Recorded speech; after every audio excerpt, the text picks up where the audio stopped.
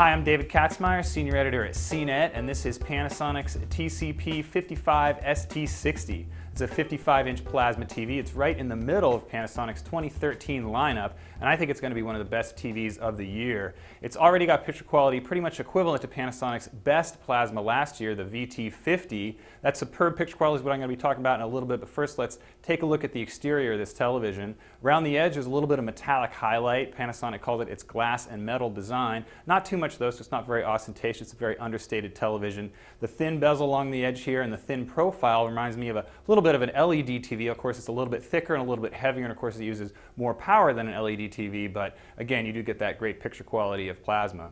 Below the panel is this glossy black stand. It does have a nice low profile, but it doesn't have a swivel. Around back, the selection of inputs is pretty standard. You got 3 HDMI. There's also a pair of USB inputs. I do like the SD card slot, a rare addition that allows you to display those digital photos directly from your camera.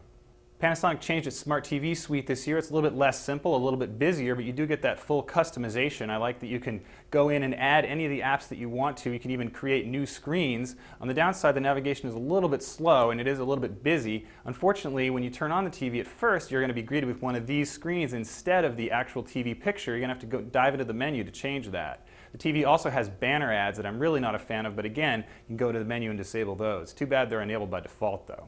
Selection of apps is very good. You get Amazon Instant along with Netflix and YouTube. There's also a few extra apps that you're not really going to care about, including this calendar app. There's also a note-taking app. Neither of those sync with common cloud apps like Evernote or Google Calendar, however, so they're a lot less useful if those are what you use to store your information on a smartphone.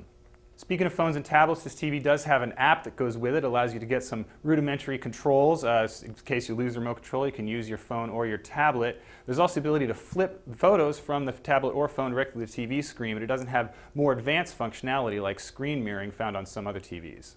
The TV also supports the full HD 3D standard, which means if you want to buy extra glasses, you won't have to pay the $80 for these Panasonics. You can actually get glasses from third-party manufacturers as cheap as $20 from Samsung.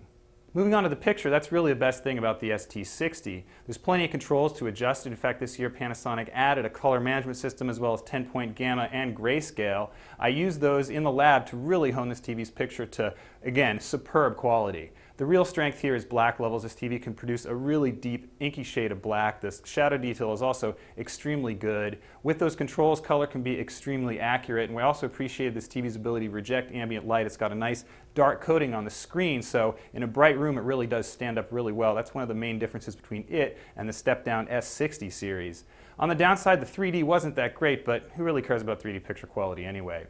All told, the Panasonic ST60 is an affordable, premium performing television. I think it's going to be one of the best of 2013. I'm David Katzmeyer for CNET.